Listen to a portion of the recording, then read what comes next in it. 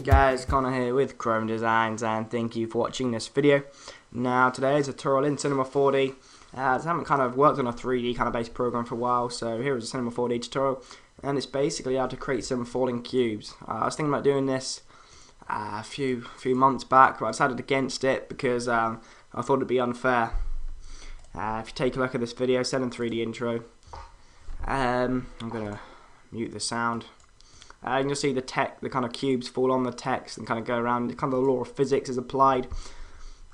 Basic physics, that is, of how it just kind of fall on the text and collapse. And unlike the normal Cinema 4D where it just falls down and will go through the plane. But no, that's kind of sort of what we're going to be getting at today. Here's a quick kind of snippet. The cube falls and they bounce off the text, etc. And yeah.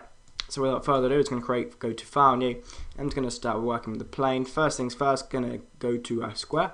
Just click that. I'm going to go on the green arrow, hold Shift, and drag up to 100.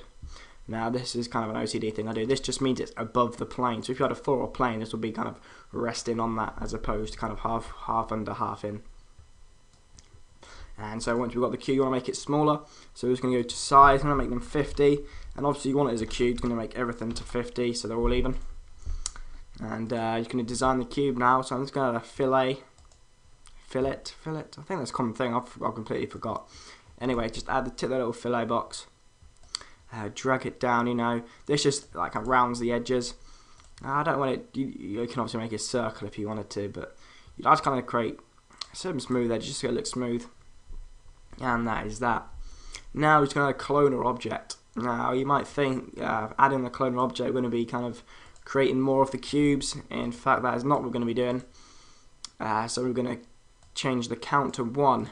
Now you may ask why we actually done that, because it actually hasn't been cloned. This is because it's only the emitter only works under the cloner object. It won't. You won't be able to drag the cube straight into the emitter. So you need to add the cube to a cloner before adding to the emitter. If you get that. If you don't, just have a look at this little task thing here, and just make sure it looks something like that. Now obviously you want to drag the cloner object to the emitter, like so, and there's kind of like a little pattern there, like a staircase, and that is that. I'm just going to get a good angle here, and if you maybe just go to play, you'll see that these little white kind of particles flying out. This is kind of like the projectiles of where the cube will be going. But you know the cube's actually not, that cube that you just made is not going out of the emitter. So basic thing, just go under the emitter and go to show objects. And whoa, it's kind of very closed and claustrophobic and very compact. So what we're going to do is, first things first, we're going to change the size of the emitter. So we're going to go to the emitter settings, and we're going to change the size 300 by 300. What has happened? There we go. I believe I'll change it to 3000 rather. Anyway, 300 by 300. That should do it. Go back to the beginning. Play, and you notice them all separated out, and that is kind of hard to get the create cubes coming out.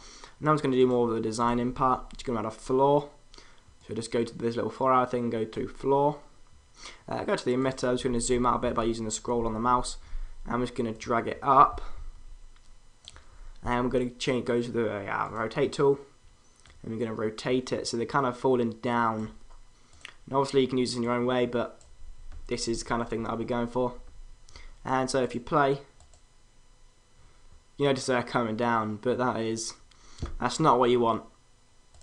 In fact, I'll change the frames to 300 there, just so you can see, because this is a point I'm trying to imply. You see here, they go straight through the floor. Now this is not, you want it to kind of bounce off the floor and interact on the end, like I said earlier, kind of like it would in actual physics. But we'll get to that part later.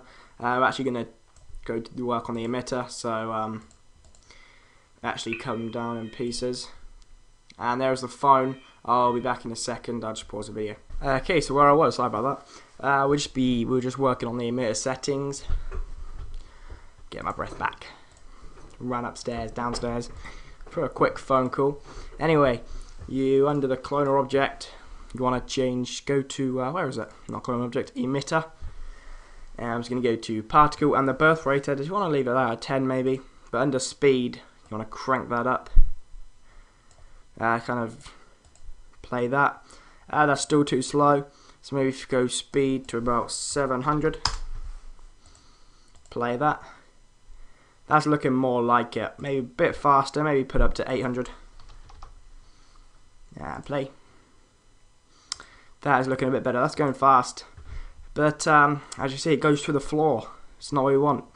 Now, basic kind of law of physics applies by just right click on the floor, go to MoGraph tags and rigid body, and click Control and drag that down to cloner object. Now start from the beginning, and you've got your cubes bouncing off the floor. And that is how to create some bouncing cubes, you know.